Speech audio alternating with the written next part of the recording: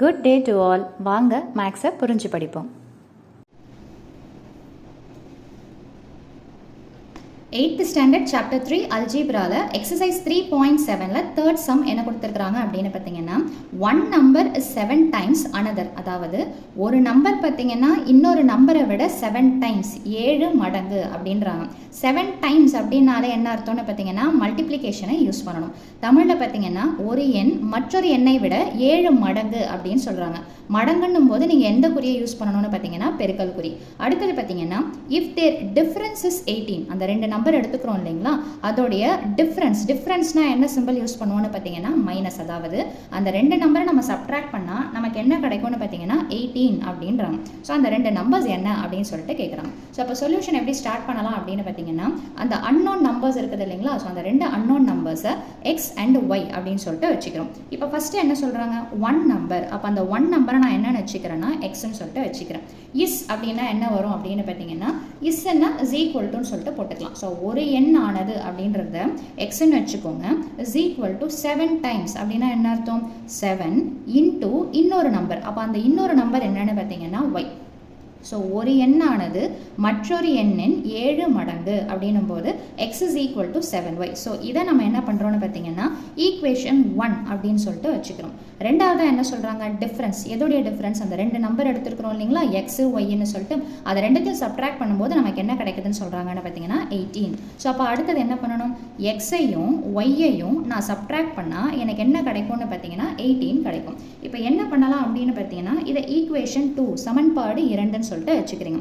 இப்போ இது x is equal to 7y. அப்போ நான் என்ன பண்ணலாம், இந்த ஃபர்ஸ்ட் ஈக்குவேஷனை தூக்கி செகண்ட் ஈக்குவேஷனில் எங்கே x வருதோ அதுக்கு பதிலாக சப்ஸ்டிடியூஷன் பண்ணலாம், அதாவது பிரதிடலாம். அதை நீங்கள் எப்படி எடுத்து எழுதலாம் அப்படின்னு பார்த்தீங்கன்னா, சப்ஸ்டிடியூட் எதை எதில் போட போகிறோம், 1 2ல் போட போகிறோம். ஸோ அப்போ சப்ஸ்டிடியூட் 1 into 1 2 பிரதியிடுக அப்படின்னு சொல்லிட்டு எடுத்து எழுதணும். அப்போ ரெண்டாவது ஈக்குவேஷன் எப்படி மாறப்போகுது, எக்ஸுக்கு பதிலாக என்ன போட்டுக்கலாம் அப்படின்னு பார்த்தீங்கன்னா 7y மைனஸ் இங்கே என்ன இருக்குதுன்னு பார்த்தீங்கன்னா y is equal to 18.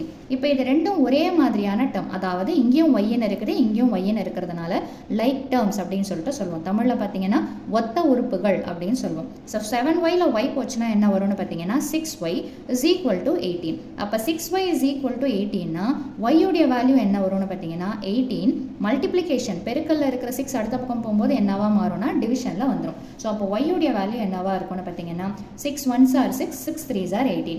கீழே 1ன்னு வந்தால் விட்டுடலாம், மேலே இருக்கிறதா அப்படியே எடுத்து எழுதணும். ஸோ அப்போ ஒய்யுடைய வேல்யூ என்ன வந்துடும்னு பார்த்தீங்கன்னா 3.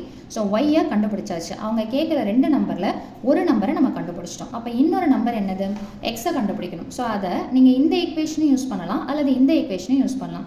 எது ஈஸி அப்படின்னு பார்த்தீங்கன்னா ஃபர்ஸ்ட் ஈக்குவேஷன் தான் ஈஸி. ஸோ அப்போ ஃபர்ஸ்ட் ஈக்குவேஷன் என்ன இருக்குதோ அதை அப்படியே எடுத்து எழுதுறோம். ஸோ என்ன இருக்குதுன்னு பார்த்தீங்கன்னா X is equal to 7y. So அப்போது எக்ஸ் இஸ் ஈக்குவல் டு 7yனா என்ன அர்த்தம்னா 7 இன்டூ அந்த இன்டூவை ப்ராக்கெட்டில் போடுங்க. ஒய்யுடைய வேல்யூ என்ன இருக்குதுன்னு பார்த்தீங்கன்னா 3. ஸோ அப்போ X is equal to 7 3s are என்னன்னு பார்த்தீங்கன்னா 21. ஸோ அப்போ அந்த ரெண்டு நம்பர்ஸ் என்ன அப்படின்னு பார்த்தீங்கன்னா லாஸ்ட்டில் எடுத்து எழுதும்போது therefore the two numbers are அல்லது the numbers are அப்படின்னு சொல்லிட்டு போட்டுட்டு ஃபஸ்ட்டு என்ன ஆன்சர் கிடச்சிது, எக்ஸ்ன்றது 21, இன்னொரு ஆன்சர் என்னன்னு பார்த்தீங்கன்னா 3. அதாவது அந்த இரு எண்கள் என்னென்ன அப்படின்னு பார்த்தீங்கன்னா 21,3. ஸோ அவ்வளோதான் இந்த சம்மோட சொல்யூஷன். மீண்டும் அடுத்த பதிவில் வேறொரு சம்மோட சந்திக்கிறேன். வீடியோ பயனுள்ளதாக இருந்ததுன்னா கண்டிப்பாக லைக் பண்ணுங்கள், ஷேர் பண்ணுங்கள், மறக்காமல் சப்ஸ்கிரைப் பண்ணுங்கள். Thank you.